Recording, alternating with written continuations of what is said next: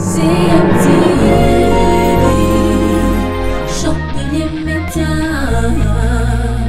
média qui communique la vie. Bienvenue sur notre chaîne CMTV, le média qui communique la vie. Nous allons continuer sur notre thème, sur la prière toujours. Mais bien avant, je vous invite à prier Amen et à bénir le nom du Seigneur pour ce temps. Père, nous voulons te donner gloire. Pour ce moment, nous t'invitons afin que tu puisses disposer nos cœurs et nous communiquer quelque chose de puissant à travers cette émission. Au nom de Jésus-Christ, Amen. Alléluia. C'est toujours un plaisir de vous revoir et de partager ensemble ces révélations puissantes. Donc, nous avions commencé un travail sur la prière. Il était question de comprendre pourquoi prier. Et la conclusion était intéressante, je pense, d'accord? Pour moi, en tout cas, voilà. En d'autres termes, Dieu ne veut pas intervenir dans notre vie sans notre approbation. Dieu ne veut pas agir dans notre situation sans que nous ne l'appelions en aide. Et l'être humain ne peut accomplir grand-chose sans l'aide de Dieu. Donc, cette loi, cette situation nous oblige à avoir une vie de prière. C'est très important. Voilà. Et on a défini la prière, je me souviens bien, comme étant la puissance, comme étant notre capacité à influencer le cours des événements. Quand nous lisons les Écritures, l'homme, par son insistance, a pu influencer des décisions, a pu influencer des événements. D'où tu es important aux yeux de Dieu. Voilà. Tu es participant de la nature divine. Tu as cette importance aux yeux du Seigneur, de sorte à ce qu'il t'est qualifié pour juger les choses. Il t'est qualifié pour prier et influencer les événements. Waouh! Tu es un homme spirituel, tu es une femme spirituelle.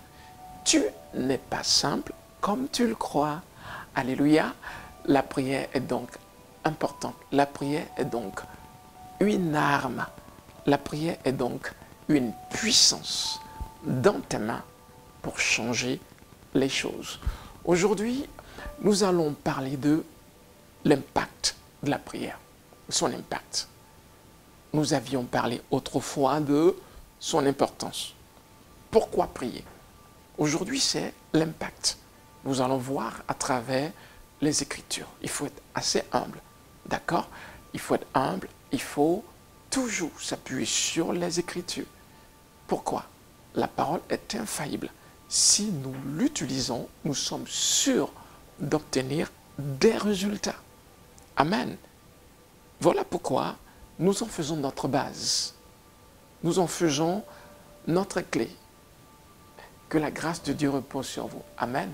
Voilà, donc l'impact de la prière. Nous allons sans plus tarder aller dans l'Écriture et vérifier cela. Nous allons commencer avec le verset de la dernière fois, mais cette fois-ci, nous irons jusqu'au bout. Il s'agit de Luc qui s'en souvient. Vous devez vous en souvenir parce que je sais que vous êtes connectés à cette chaîne. Amen. Voilà. Communiquer la vie, faire, disons, la promotion de la parole de Dieu, c'est la vision. Amen. Voilà. Donc, dans le livre de Luc 11, au verset 5, nous avions vu l'importance de la prière. Je vais continuer et nous verrons son impact. Au verset 9, il est dit, « Et moi je vous dis, demandez et l'on vous donnera. Cherchez et l'on vous ouvrira. Car quiconque demande, reçoit. Celui qui cherche, trouve. Et l'on ouvre à celui qui frappe. Quel est parmi vous le père qui donnera une pierre à son fils s'il lui demande du pain?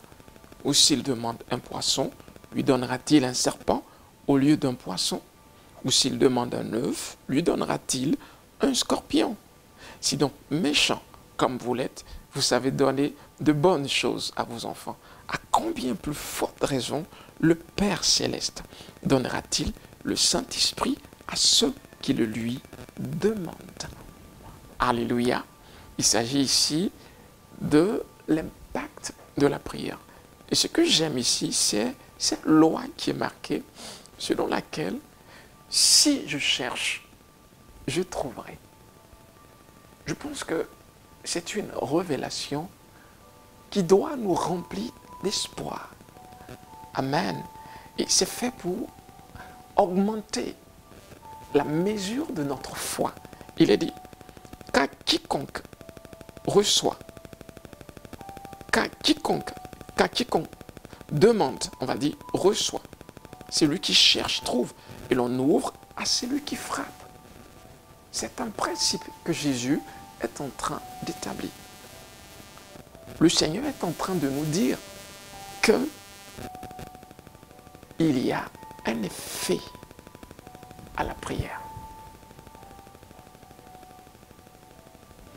Concernant ce que vous êtes en train de traverser, vous avez tout simplement besoin de prier. Et l'issue est claire. Écoutez, le Maître nous dit, on ouvre à celui qui frappe. Ça veut tout simplement dire que le problème qui est en train d'être traité par la prière recevra une réponse. Amen. C'est rassurant. Le problème qui est en train d'être traité, le problème pour lequel tu es agenouillé, en train de pleurer. Parce que parfois on pleure, pas dans toutes les prières. Ok, on verra dans l'étude suivante les formes de prière. Pourquoi? Parce que vous imaginez Messi en train de jouer et puis en plein milieu là du match, il se met à utiliser ses mains. Nous ne sommes pas dans un jeu de basket, mais plutôt dans un jeu de foot. S'il ne connaît pas les règles, il se fera sanctionner. S'il ne connaît pas les règles, il perdra. Vous voyez, donc, il ne s'agit pas de savoir si Dieu voit notre cœur ou pas. Dieu voit notre cœur, mais la maturité demande à ce que nous sachions utiliser la clé de la prière. Donc, il existe dans les Écritures différents types de prières. Nous les étudierons tout à l'heure ou une prochaine fois. Amen. Dans tous les cas, ça sera notre étude prochaine. Mais là, nous sommes sur l'impact. Nous allons voir, en gros, comment est-ce que nos pères dans les Écritures ont pu expérimenter cette grâce. Amen. Nous allons sans plus tarder aller dans le livre de Jacques, le chapitre 5. Jacques, le chapitre 5. Jacques nous parle de quelque chose de puissant. Nous allons l'expérimenter et je sais que nous allons pouvoir en témoignage. Alléluia. Père, merci, j'ai pris le chapitre 5. Il est dit au verset 13, « Quelqu'un parmi vous est-il dans la souffrance? Qu'il prie. Amen. Qu'il chante des cantiques. Qu'il prie. Quelqu'un parmi vous est-il malade? qu'il appelle les anciens de l'Église et que les anciens prient pour lui en loignant d'huile au nom du Seigneur. Maintenant, au verset 15, il y a quelque chose de puissant qui est dit. Il dit, la prière de la foi sauvera le malade et le Seigneur le relèvera. C'est puissant. La prière de la foi guérira le malade.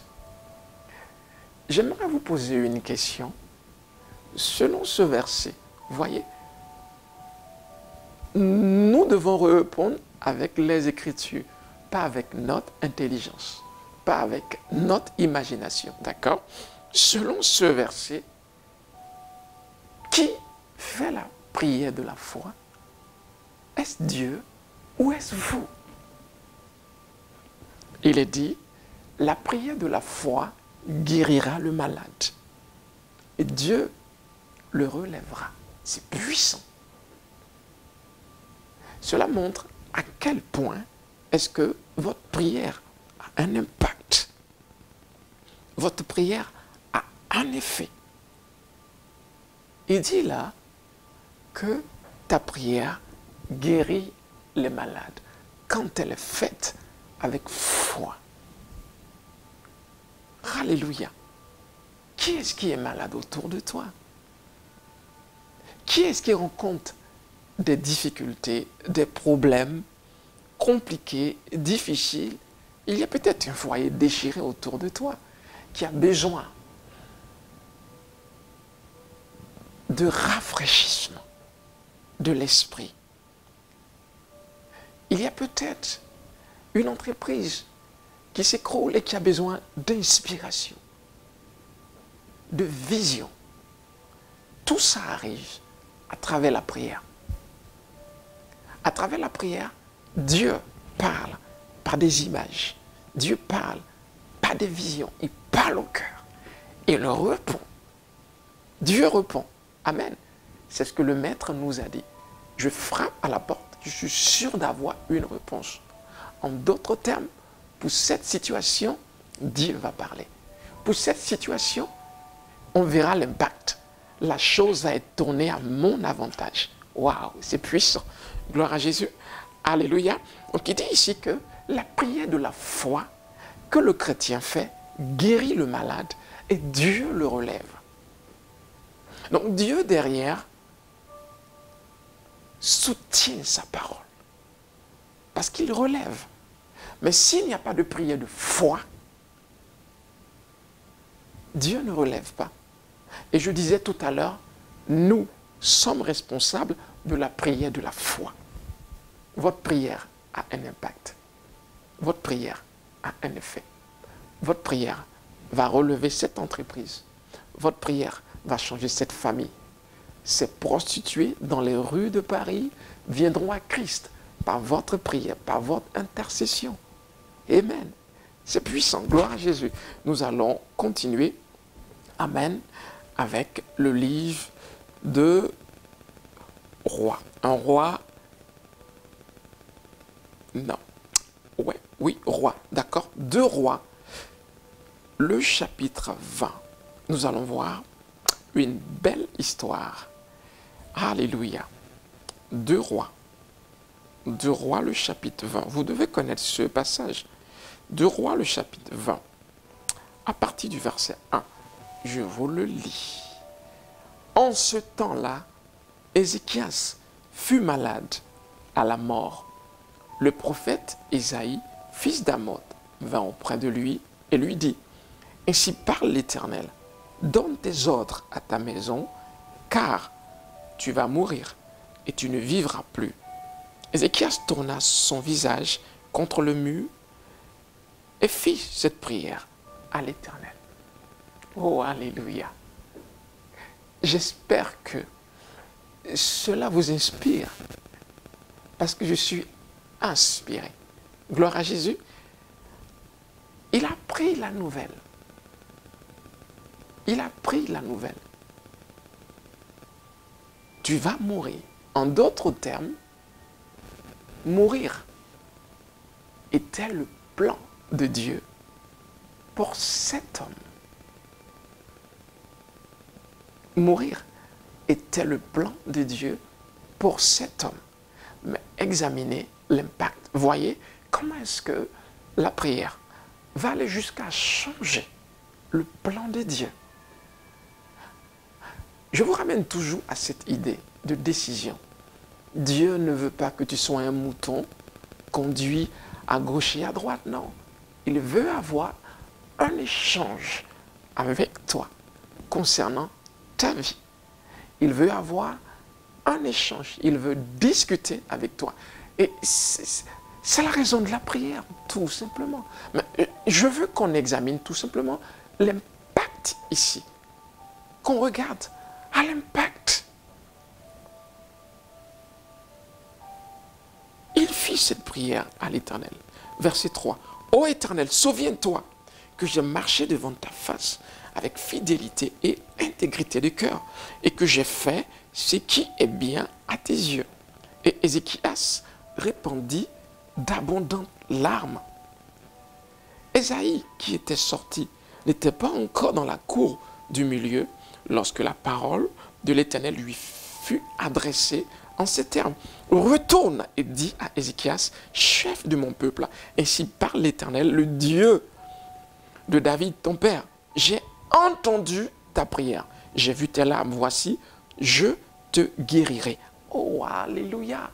Et quand on lit la suite, il est question de lui attribuer encore 15 années, 15 bonnes années. Regardez ce que la prière peut faire. Il n'y a rien que votre prière ne puisse influencer. Il n'y a rien que ta prière ne puisse toucher. Il n'y a pas de limite à la puissance de la prière. L'impact est tel que cet homme qui devait mourir désormais vit. Non seulement il a été guéri de la maladie, mais 15 années ont été ajoutées à sa vie.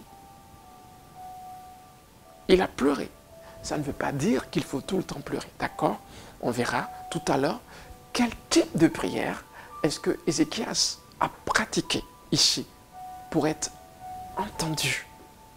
C'est puissant. Je vois ta situation changer. Alléluia. Je vois ta situation transformée. Je vois la puissance de Dieu agir dans ta condition. C'est peut-être un problème de je ne sais quoi, de cancer. Je ne sais ce que tu traverses. Je suis sûr d'une chose, le Maître a dit, à celui qui demande, on ouvre. Votre témoignage sera extraordinaire. Je le dis, j'en suis convaincu. Votre témoignage sera puissant. Cette situation va changer. Cette situation va être transformée par le feu du Saint-Esprit. C'est ce que votre prière libère. Une puissance. Parce que dans le livre de Jacques, il sera dit, la prière fervente du juste a une efficacité, a un impact. Vous voyez, comment est-ce que la prière d'Élie a pu arrêter la pluie? C'est puissant. Alléluia. C'est puissant. Merci, papa. Amen. Comment est-ce que la prière d'Élie a pu arrêter la pluie? Et la Bible dit, il était humain. C'était un homme comme vous. C'était un homme comme vous. C'était un homme comme vous.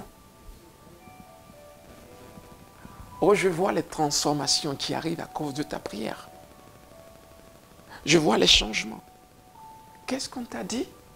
tu serais malade d'une maladie incurable. C'est le diagnostic du médecin. C'est le médecin qui l'a dit. Ce n'est qu'un être humain. Il a dit tout simplement à cause du fait qu'il ait étudié la médecine humaine. Il existe une science au-dessus de la science des hommes. Utilise la clé de la prière. Et comme cet homme va dans le secret, agenouille-toi et parle à Dieu de tout ton cœur. Vous comprenez? Par cette clé, nous vivons la vie de Dieu sur terre. La vie où rien ne nous arrête, où rien ne nous limite. C'est peut-être un projet que tu as qui demande une somme telle que... C'est peut-être un rêve. C'est peut-être un rêve. Dieu a mis un projet dans ton cœur qui te demande des finances. Te donnera-t-il un tel rêve sans pourvoir? Dieu n'est pas comme ça. C'est un Dieu bon. Et quand il créa l'homme, il s'était rassuré d'avoir d'abord créé son environnement, un jardin d'Éden. En d'autres termes, Dieu a pourvu pour ce rêve. Mais tu vois, la clé, c'est la prière. Tout se passe dans le secret de la prière. C'est là où tu dois aller. Apprends à t'enfermer 3 jours sans sortir. Parce que tu veux un changement. Apprends à rester dans la chambre.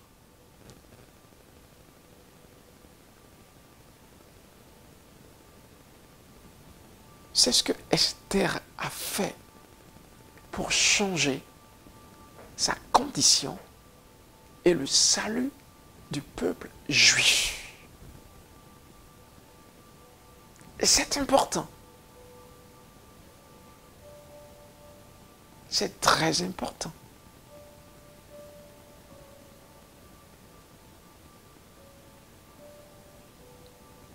Tu ne peux pas jouer avec cette règle.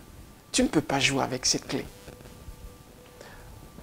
C'est elle qui te permet de franchir les limites de l'impossible. C'est elle qui te permet de transcender le naturel, d'aller au-delà de tes limites. C'est elle qui te permet d'influencer les lois physiques. La loi de ce monde dit que si tu es pauvre, tu ne peux rien accomplir.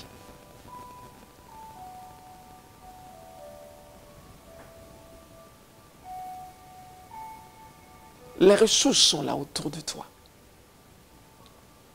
La prière va les débloquer. Certaines choses sont bloquées. Certaines choses sont bloquées. Il peut y avoir un blocage dans ton entreprise. Un blocage dans ton foyer. Ça peut être les beaux-parents qui sont après toi. Pour quel problème? Je ne sais. Oh, certains ont le mari qui devient ivre, qui commence à les battre. Les enfants qui n'écoutent plus, qui se jouent les rebelles.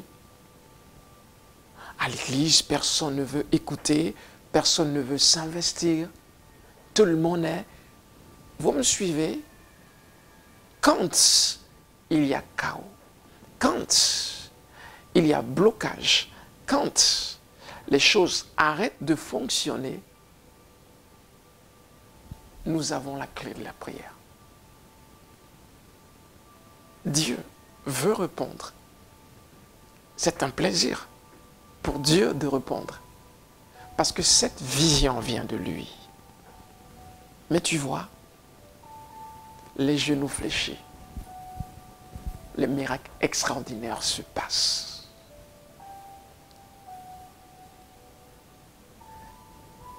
Dans quelle impasse est-ce que tu te trouves actuellement?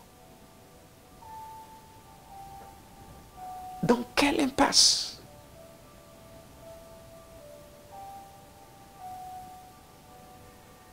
Est-ce un problème de maladie chronique, incurable?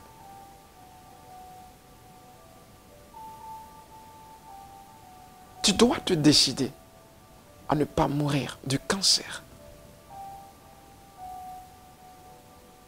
Dieu a guéri un homme qui était sur le point de mourir. Vous voyez, la plupart du temps, quand la mort survient, ce n'est pas forcément parce que Dieu le veut.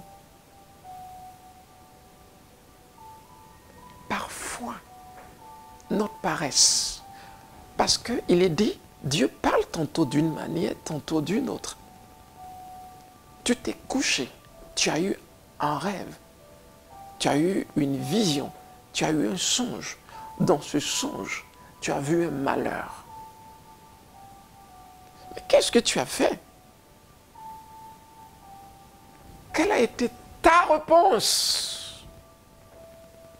Le sommeil, l'indifférence. Alors on est surpris par des malheurs. On est surpris par des événements qui ne devaient pas nous détruire. Non, il est normal que le malheur arrive. Il est normal. Il y a toujours ce qu'on appelle l'imprévu. Mais vous voyez, certains ont fait le choix de gagner. Et je veux que tu en fasses partie. Aujourd'hui, c'est un choix. Mener une vie où on gagne, c'est accepter de prendre sa responsabilité. C'est accepter de prier. Les jours sont mauvais et notre adversaire détruit. Cette vision qu'il t'a donnée arrivera à maturité seulement si tu tiens une vie de prière.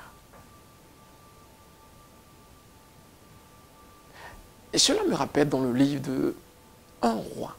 Un roi, je pense que c'est ça, Un roi 18. Ok? Du verset 1 jusqu'au verset 2. Dieu dit à Élie, présente-toi au roi Akab, parce que je vais faire tomber la pluie. Vous imaginez? Un homme a arrêté la pluie. On ne sait pas comment est-ce qu'il a arrêté la pluie, mais je ne crois pas que ce soit par une simple déclaration. Parce que la Bible nous montrera comment est-ce qu'il a prié pour que la pluie arrive. Cela montre comment est-ce que l'homme a prié pour que la pluie s'arrête. L'impossible devient possible. Mais il y a un prix. Cette vie de victoire, ce Dieu qui gagne, dont on parle, demande notre participation. Oui, tu as besoin de participer à cette vie de victoire. Ce n'est pas fait pour les paresseux. Ce n'est pas fait pour les nonchalants. Cette lourdeur, cette pesanteur, la mort spirituelle doit te quitter. Vous voyez, Pierre n'a pas reconnu la mort quand elle était là. Jésus lui a dit, cette nuit même, tu me réuniras 3 fois. Et l'homme a compté sur sa chair. Il s'est dit, maître, jamais. Il a compté sur sa force. S'il avait prié, il aurait pu l'éviter. Jésus a invité Pierre à aller prier. Mais la Bible dit, cette nuit, il se sentait épuisé, fatigué. Alors, il s'est mis à s'endormir. Vous imaginez? Vous êtes chez vous, épuisé, et un feu s'allume. Qu'est-ce que vous faites? Vous trouverez la force subitement. Subitement. On peut vaincre la fatigue. On peut vaincre la fatigue. Écoutez, Pierre n'a pas prié. Et ce qui a été dit, ce qui a été annoncé, lui est arrivé. Tu vois, tu pressens des choses, des malheurs. Tu pressens. Voyez, une prophétie dit le futur. C'était une parole de sagesse que Pierre avait reçue du Maître Jésus, lui disant, eh, les heures qui viennent ne sont pas bonnes. Mais l'homme n'a pas considéré. Et il est tombé dans le panneau. Pourquoi il n'a pas pris ses responsabilités? La prière marche et son impact est réel. Son impact est réel. Comment est-ce que Jacob a pu changer la décision de son frère? Je vous l'ai cité dans notre première étude sur la prière. D'accord? Revenant de chez son beau-père Laban avec ses biens et ses femmes. D'accord? Je dis ses femmes, c'est l'Ancien Testament. Ok? De nos jours, on ne marie pas des femmes, on marie une femme. D'accord? Voilà. Ce n'est pas notre thème du jour. Mais bon, ce que je veux vous dire, c'est que l'homme était submergé d'amertume, d'inquiétude. Pourquoi? Son frère l'attendait et il le savait. Son frère l'attendait et il le savait. C'était une question de vie ou de mort. Alléluia. Il a prié, il s'est agenouillé, il a cherché Dieu. Il a cherché Dieu de toutes ses forces. La Bible dit, il s'en est sorti avec des séquelles, des cicatrices. L'homme voulait gagner. Alléluia. L'homme voulait gagner. Cela montre, on va dire, la force qu'il y a mis, la décision de gagner. Il voulait gagner. Il voulait une réponse claire. Épargne-moi, épargne mes enfants, épargne ma famille, épargne mes biens. Et la Bible lui a dit, et la Bible dit que Dieu a répondu clairement, Jacob, tu as triomphé. Vous voyez, avant de rencontrer son frère, il avait gagné dans l'ombre. Il avait gagné dans l'invisible. Il avait gagné dans le spirituel. La vie est spirituelle et tu ne peux pas t'en sortir sans cette bataille. Ne sors pas te rendre au travail comme ça. Ne sors pas te rendre à ces rendez-vous comme ça. Dans la Bible, des prophéties ont avorté. Vous voyez, dans le livre de 2 Rois, je pense bien que c'est le chapitre 3. Le roi d'Israël, le roi de Juda et le roi d'Édom ont été combattre le roi de Moab. Après une belle prophétie du prophète Élisée, ils ont échoué. La prophétie s'est accomplie à 90%, à la dernière partie. Ça veut dire qu'ils devaient prendre possession du territoire de Moab. Mais qu'est-ce qui s'est passé? Le roi de Moab a été plus fort. Il a été plus fort. Et plusieurs chrétiens perdent leur foyer de la sorte. Des gens du monde vont ensorceler vos maris, les détourner du foyer. Les gens du monde vont s'aimer le trouble dans ton foyer, influencer ton couple, influencer tes affaires. Tu es peut-être dans un business avec des concurrents. Ils ne dorment pas. Ils sont sans cesse chez des marabouts, faisant des sacrifices dans le but d'être à la tête. S'il est à la tête, ça veut dire qu'il fait tout pour paralyser tes affaires. Il n'est pas en toi de tuer, tu vois. Mais tu peux prier pour détruire tout ce qui se fait dans le secret, comme ta vie. Sais-tu ce qui se passe devant ta porte chaque nuit? Devant la porte de ton magasin chaque nuit? Sais-tu les incantations qui sont dites? Il était autour de minuit quand Jésus s'est mis à prier. Et il a traité cette heure-là d'heure dangereuse. D'une heure où des choses se passent, où la puissance des ténèbres s'acharne. Je ne te dis pas de prier tous les jours à minuit. Il y a des règles spirituelles.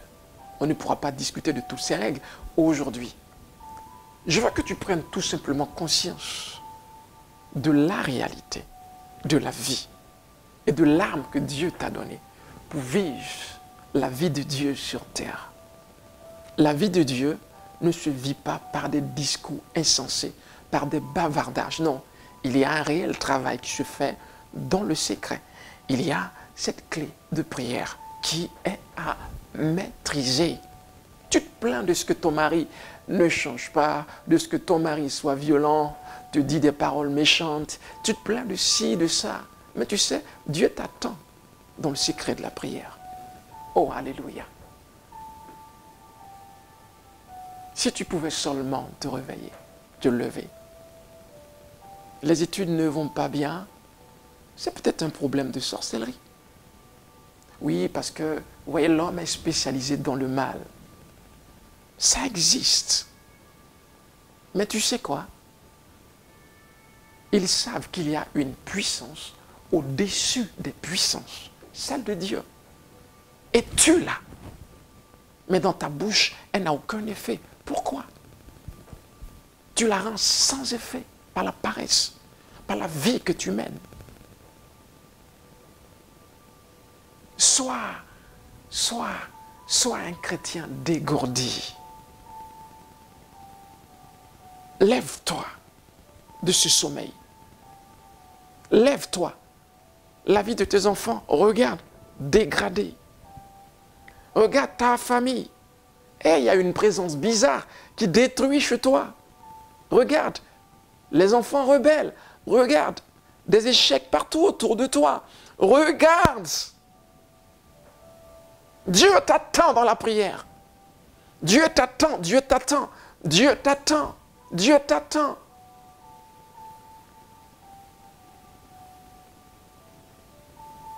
Si tu pouvais seulement comprendre ces lois.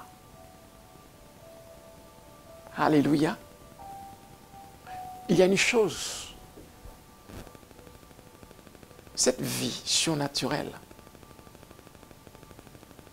est réelle. Gagner est un style de vie. Gagner demande beaucoup d'efforts dans la prière. Si je gagne dans la prière, si je gagne dans le monde spirituel, le matériel va commencer à suivre. Le monde physique va commencer à s'aligner. Alléluia. Vous me comprenez? Ces démons vont quitter vos nuits. Amen. Donnez seulement ordre. Commandez seulement. Ils vont obéir. Ils vont détaler. C'est ce qui est écrit. Dans le livre de Luc 10 au verset 17, les disciples sont revenus de leur mission avec ce témoignage. Maître, maître, les démons nous sont soumis en ton nom. Même les démons nous sont soumis en ton nom. Jésus a dit, je vous accorde l'autorité de marcher sur les serpents, sur les scorpions et sur toute la puissance de l'ennemi. Et rien ne pourra vous nuire. Il a dit. Mais vous voyez, ça n'arrive pas sans votre bouche. Je vois les démons détaler. Je vois le désordre dans le camp de l'adversaire. Vous savez, à cause de votre prière. Oh, alléluia, ce projet n'échouera pas. Cette église ne fermera pas. Amen. Non, non, non, non, non, non. Cette entreprise ne fermera pas. Tu ne seras pas licencié. Non, ce n'est pas possible. Pourquoi? Parce que tu gagnes. Amen. Parce que tu es en train de faire un travail qui va payer. Car il est dit, à celui qui demande, on donne. À celui qui frappe, on ouvre. C'est un principe. C'est une loi. Dieu est obligé de répondre. À celui qui frappe, à celui qui demande. Amen. Alléluia. Tu vas t'en sortir. C'est clair. La Bible dit. Et elle est infaillible. Elle donne des résultats. Pratique ton christianisme. Alléluia. nous allons prier. Prier pour que cette grâce arrive dans ta vie. Amen. Ça veut dire, cette paresse doit te quitter. Tu dois faire le choix aujourd'hui d'être un homme de prière, d'être une femme de prière. Alléluia. Oui, tu dois faire ce choix aujourd'hui. Tu dois faire ce choix aujourd'hui. Tu dois faire ce choix maintenant. Tu dois te décider. Tu dois te décider. Je commande à cette paresse qui te tient de partir au nom puissant de Jésus-Christ. Je commande à la mort, voyez, à cette ombre qui plane sur ta vie. Dès que tu fermes les yeux pour prier, c'est le sommeil. Je brise cela au nom puissant de Jésus-Christ. Oui, je te déclare libre. Je prie que cette grâce arrive maintenant sur ta vie. Voyez, elle se passe avec votre décision. Recevez maintenant cette grâce, cette grâce. Oui, cette grâce. Oh, Chandara, oh ça. Je vois certains se lever à 3 heures du matin, à 2 heures du matin. Oh, chante à 4 heures, à 5 heures, peu importe. Mais je vois des hommes et des femmes de prière. C'est pour vous. Recevez cette grâce maintenant. Au nom puissant de Jésus-Christ de Nazareth. Père, merci pour ta faveur. Merci pour ta grâce. Ne soyez plus jamais des chrétiens sans prière. Demeurez bénis. Nous vous aimons. Restez connectés à CMTV, le média qui communique la vie. Et vous verrez cette vie continuer à coller dans votre esprit. À très très bientôt. Ne manque pas la suite. Nous vous aimons. Au revoir. CMTV, chante les médias, le média qui communique la vie.